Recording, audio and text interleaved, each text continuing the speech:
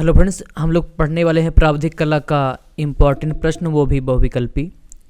तो शुरू करते हैं। 100 प्रश्न है लगभग, और देखते हैं कैसे क्या होगा। और हम लोग मॉडल पेपर भी लेकर आएंगे बहुत जल्द ही।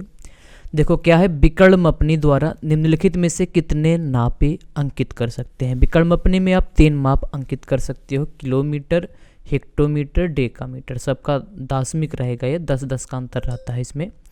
तो इसमें ऑप्शन नंबर ए सही होगा। तो जो ये मार्कशीट होगा उस पर आप ए जो होगा उसको गोला करोगे। हम वैसे ये सब फिर से पढ़ा चुके हैं, एक बार फिर से हम लोग। अब देखो, जैसे ये देखो, जो क्वेश्चन नंबर 2 आप देख रहे हो, इस प्रश्न को हम लोग हल कर चुके हैं। ये अभी इस वीडियो में संभव नहीं है, वीडियो बहुत लंबा हो जाएगा। इसको हम लोग हल किए हैं, एक वीडियो में पहले से हल किए हैं, ठीक है। हाँ, वो आप कहाँ से देखोगे, यहीं पे देखो आई बटन आ रहा होगा ऊपर, वहाँ पे जैसे क्लिक करोगे तो आपको वीडियो मिल जाएगा, या डिस्क्रिप्शन बॉक्स में भी लिंक दे देंगे, वहाँ से देखोगे तो इसका सभी का हल मिल जाएगा। इसमें आप केवल उत्तर देखो, ठीक है। 4 वर्ग सेंटीमीटर, 64 वर्ग मीटर को प्रदर्शित करता है। इसका निरूपक भिन्न कितना है, 1/400। कैसे आया है हम लोग बताए हैं, आप वहाँ से देख सकते हो। क्वेश्चन नंबर 3 है, वहाँ पे वीडियो देखोगे मिल जाएगा, ना मिलेगा तो कमेंट करना, हम आपको देंगे, ठीक है। तीसरा है 9 वर्ग सेंटीमीटर 144 को निरूपित करता है। इसका निरूपक भिन्न, इसका भी कितना है, 1/400। अगर हाँ हो सकता है 1/400 ना है तो हम लोग वहाँ पे हल किए हैं, आपको एकदम बताए हैं, वहाँ से आप देखिएगा, सब कन्फर्म हो जाएगा। 4 मीटर को यही बार बार यही वीडियो बार बार बनाने से कोई फ़ायदा नहीं है ना, जब बताया गया है वहाँ से देखो। अगर वहाँ ना समझे बताना, फिर से बता देंगे। अभी इसमें केवल ये देखो क्या सही है क्या गलत है, कैसे आया है हम लोग बताएंगे, बात करेंगे आगे।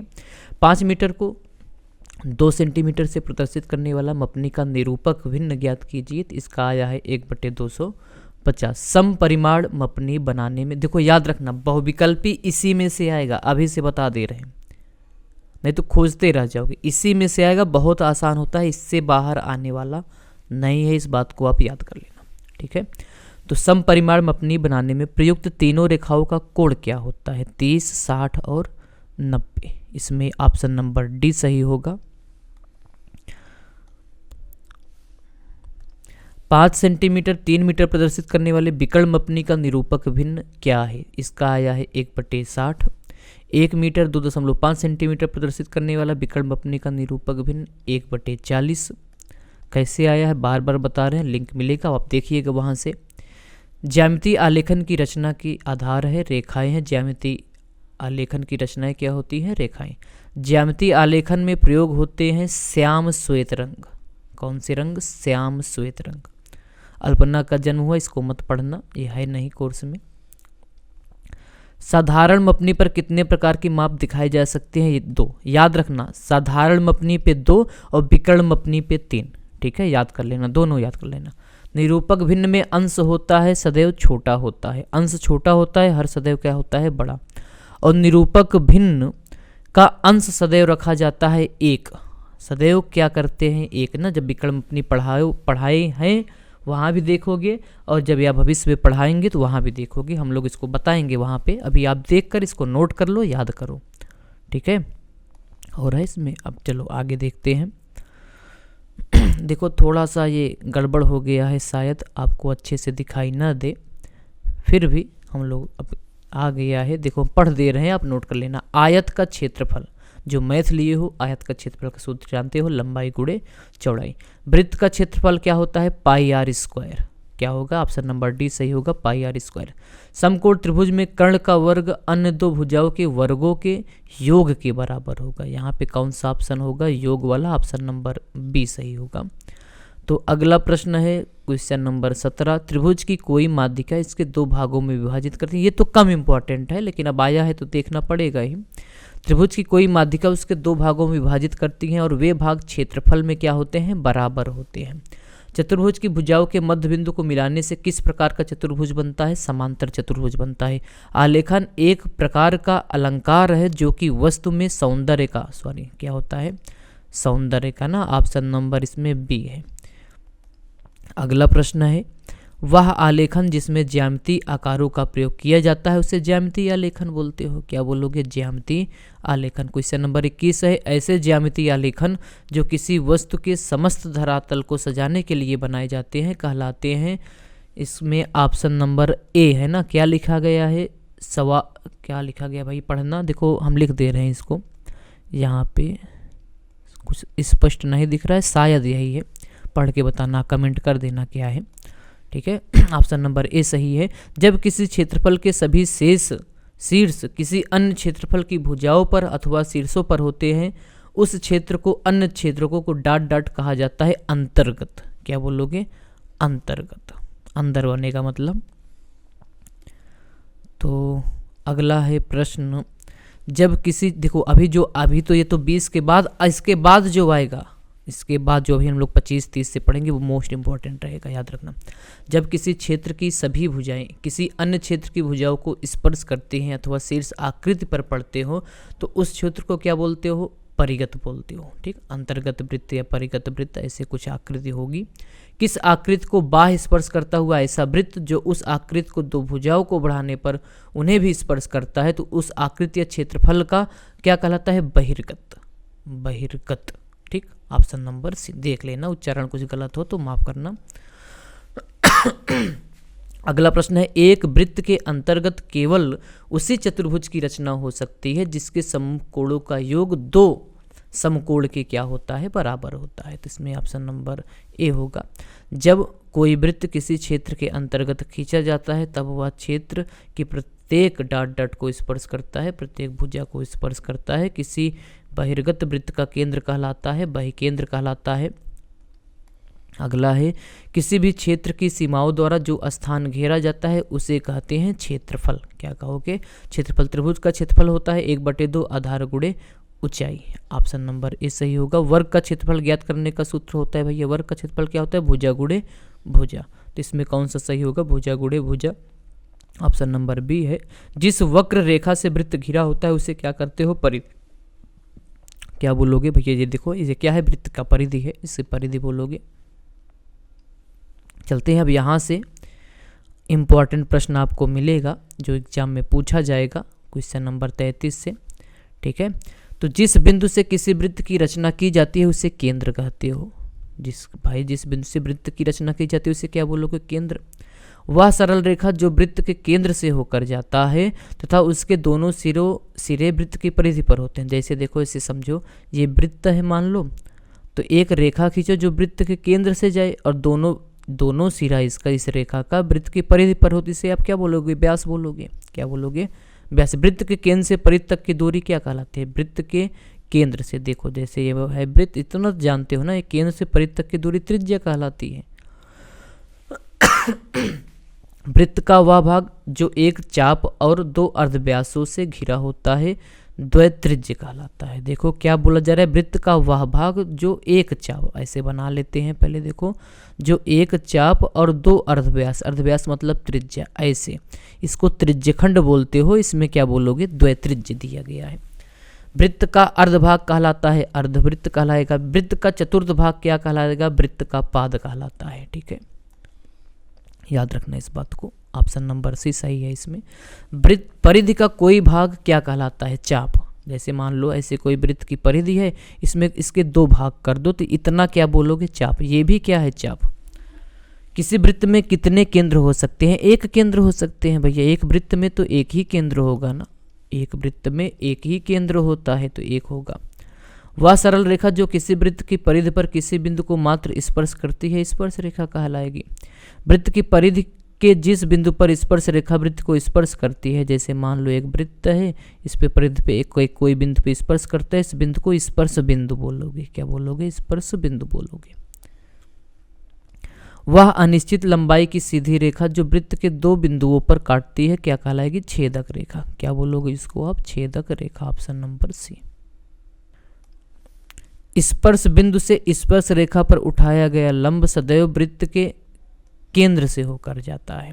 किसी वृत्त के बाहर दिए बिंदु से वृत्त की कितनी स्पर्श रेखाएं? देखो एक वृत्त है, नहीं दिख रहा है क्या? ये एक वृत्त है, एक बाहर कोई बिंदु है, इस बिंदु से इस वृत्त पे केवल आप 2 स्पर्श रेखा खींच सकते हो। ठीक है, कितने स्पर्श रेखाएं? 2 स्पर्श रेखाएं। किसी वृत्त की परिधि पर दिए किसी बिंदु से वृत्त के कितनी स्पर्श रेखाएं? एक वृत्त है, एक बिंदु इस वृत्त के परिधि पर है, तो इस बिंदु से एक स्पर्श रेखा खींचोगे। कितना? 1।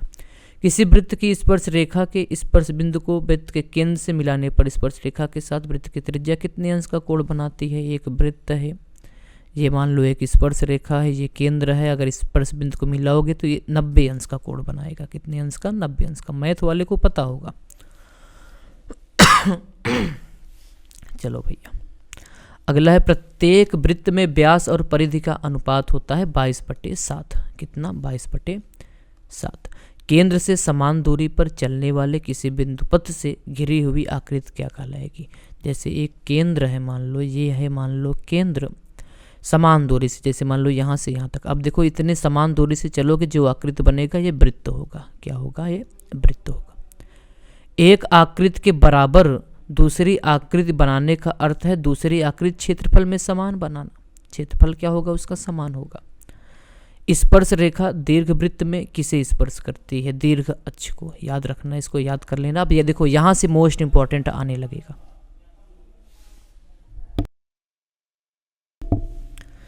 तो निम्नलिखित में से किस ठोस में आयताकार फलक होते हैं? घन में। घन में आयताकार। एक वर्गाकार प्रिज्म में कितने आयताकार फलक होते हैं? 4। याद रखना इस सबको। संपूरक कोण होता है 180 अंश का। अब देखो ये स्पष्ट तो नहीं है, लग रहा है यार, माफ करना। देखो चेक करो क्या है। वर्ग का प्रत्येक कोण कितने अंश का होता है? 90 अंश का। हम पढ़ दे रहे हैं। 1 मीटर में कितने सेंटीमीटर होते हैं? 100। हाँ देखो 1 मीटर में कितने सेंटीमीटर होता है ना? 1 डेसीमीटर में कितना होता है? 1 किलोमीटर में, 1 हेक्टोमीटर में। इसको हम लोग बताए हैं। यहाँ आई बटन पे देखना, आपको वीडियो मिलेगा, देख लीजिएगा। वृत्त का आकार कैसा होता है? जानते हो कैसा होता है। एक समचतुर्भुज में कितनी भुजाएं होती हैं? 4 भुजाएं होती हैं। Option number C. घन का प्रत्येक फलक किस आकार का होता है? वर्गाकार का। एक घन में कितने फलक होते हैं? 6। याद रखना, फलक कितने होते हैं? 6। एक साधारण पैमाने पर अधिकांश कितने प्रकार की माप? साधारण पैमाने मतलब साधारण मपनी में 2 माप होती है। ठीक है, विकर्ण में 3। 2 वृत्तों के क्षेत्रफल के अंतर के बराबर एक वृत्त बनाने के लिए कौन से त्रिभुज का उपयोग किया जाता है? समबाहु त्रिभुज। कौन सा? समबाहु। निम्नलिखित में से कौन सा एक अधिक कोण है? अधिक कोण किसे कहते हो? देखो जो 90 से ज़्यादा हो, 180 से कम हो, तो इसमें जो भी हो 90 से बड़ा 180 से कम। ऑप्शन नंबर ए ही सही है।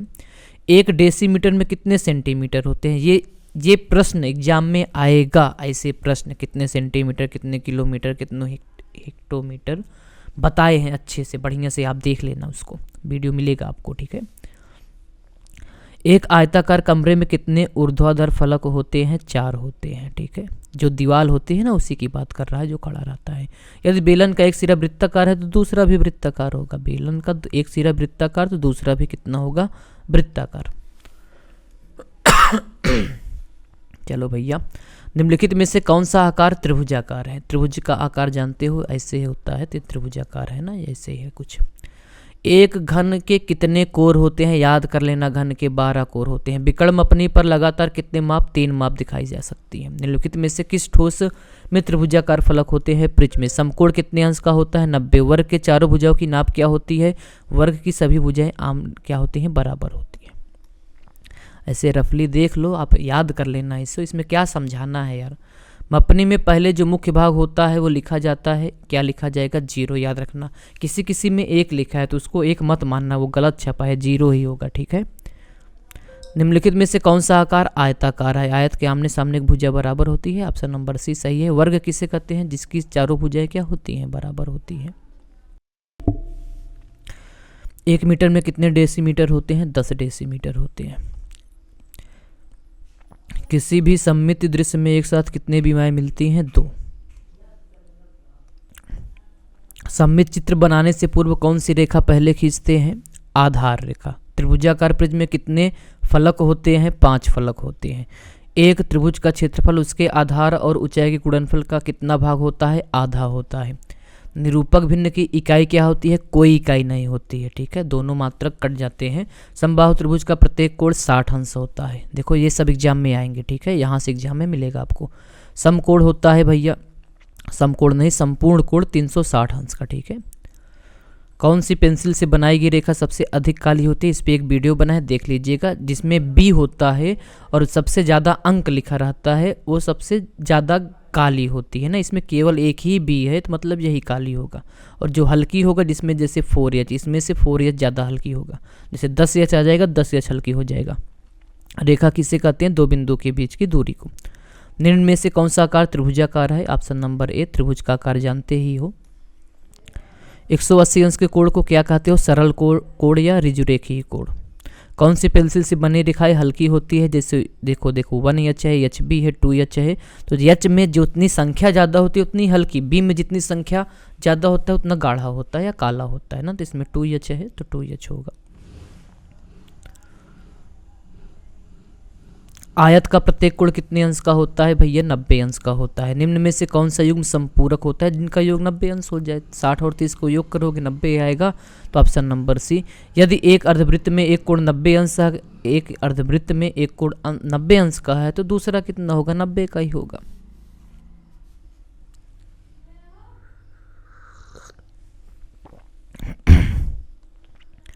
यदि एक वृत्त में एक कोण 120 का है तो दूसरा कितना होगा भाई, तो टोटल देखो 360 होगा, 120 हो गया है भाई पूरा। देखो अर्धवृत्त में 180 होता है तो एक 90 तो अगला 90 हो जाएगा। और भाई एक वृत्त है उसमें 360 होता है, 120 हो गया तो 360 में 120 घटाओगे 240 आएगा। अगर 60 अंश के कोण में एक कोण 30 अंश का है भाई, टोटल 60 है, एक 30 तो अगला 30 ही होगा। किस नंबर की पेंसिल से खींची गई रेखा डार्क होती है, तो 2B। समांतर रेखा किसे कहते हैं, जो दो रेखाएं आपस में कभी न मिले उसी को समांतर रेखाएं बोलते हैं। एक वर्ग के आंतरिक कोणों का योग कितना होता है, 360। निम्न में से कौन सा आकार पंचभुजाकार हो जिसमें 5 भुजा हो, सी वाला। दो बिंदुओं को मिलाने वाली कितनी रेखाएं खींची जा सकती है, केवल एक। भाई दो बिंदु है, अगर इसको मिलाओगे तो एक ही रेखा होगा। कुछ और बच रहा है, चलो एक पार्ट और है, इसको भी देख लो। वैसे बता देना, बाद में हम फिर से बताएंगे, घबराओ मत। किसी त्रिभुज के अंतःकोणों का योग होता है दो समकोण, 180 ना, 90 90 180 हो जाएगा। एक वर्ग के चारों भुजाओं का गुण क्या होता है, वर्ग की सभी भुजाएं क्या होती हैं, बराबर। ऑप्शन चेक कर लीजिएगा। किसी समबाहु त्रिभुज के लिए कौन गुण नहीं लागू होता है, समबाहु त्रिभुज का कौन सा गुण नहीं लागू होता है। देखो त्रिभुज के अंतःकोणों का योग बराबर होते हैं, ये तो सही है, ये तो लागू हो रहा है ना। कौन सा नहीं लागू हो रहा है, त्रिभुज का प्रत्येक बहिष्कोण 120 का होगा, बिल्कुल सही है। तो ये ऑप्शन नंबर डी नहीं सही है, इसको टिक करोगे। समबाहु त्रिभुज कौन सा है भैया, यही तो समबाहु है, इसको समकोण बोलोगे, ठीक। एक डेसीमीटर में कितने मिलीमीटर होते हैं, देखो इसमें ऑप्शन नंबर ए है 100, ठीक है। एक किलोमीटर में कितने डेसीमीटर, ये पढ़ाए हैं, बार बार बता रहे हैं। आप कहाँ से आया है इसको बताया गया है, एक ही वीडियो में सोचोगे सब हो जाएगा तो कुछ नहीं होगा, ठीक है, याद ही करना पड़ेगा। समबाहु किसे कहते हैं, जिसकी तीनों भुजाएं से बने अंतःकोण बराबर होते हैं। देखते रहिए आप ऐसे। निम्नलिखित में से कौन सा आकार वर्ग है, वर्ग का आकार ऑप्शन नंबर डी है। त्रिज्या किस में पाई जाती है, वृत्त में। देखो ज्योमेट्री बॉक्स में रखा त्रिकोणमिति आकार के इंस्ट्रूमेंट को क्या कहते हैं, जिससे हम लोग समांतर रेखा खींचते थे, याद है ना, उसको गुणिया बोलते हो। क्या बोलते हो, गुणिया। चलो वर्ग की चारों भुजाओं का नाप क्या होता है, बराबर होता है। एक चाँदे में कितने अंश होते हैं, 180। झंडे को लगाने के लिए डंडे कितने अंश के कोण पर लगे होते हैं, 90 अंश का। त्रिज्या आर वाले वृत्त का व्यास 2r होगा। निम्नलिखित आकृतियों में कौन सा समचतुर्भुज नहीं है, समचतुर्भुज नहीं है भाई। समचतुर्भुज की आमने सामने की भुजाएं क्या होती हैं, बराबर होती हैं। तो इसमें देखो जो ऑप्शन नंबर डी है, ये समचतुर्भुज की सभी भुजाएं बराबर होती हैं। इसमें ऑप्शन नंबर डी का चित्र देख रहे हो ना, इसमें ये बराबर नहीं लग रहा है, तो यही ऑप्शन होगा। 1 किलोमीटर में कितने हेक्टोमीटर होते हैं, ये सब आपको बताया गया है, वहाँ से देखोगे। निम्नलिखित में से कौन सा अधिक कोण है, 102। 90 से ज़्यादा होना चाहिए, तो 90 से ज़्यादा 102 है, और 180 से कम भी होना चाहिए। तो उम्मीद है वीडियो आप देख लीजिएगा, जो कुछ दिक्कत हो कमेंट कीजिएगा, बताएंगे, ठीक है। तब तक के लिए बाय बाय।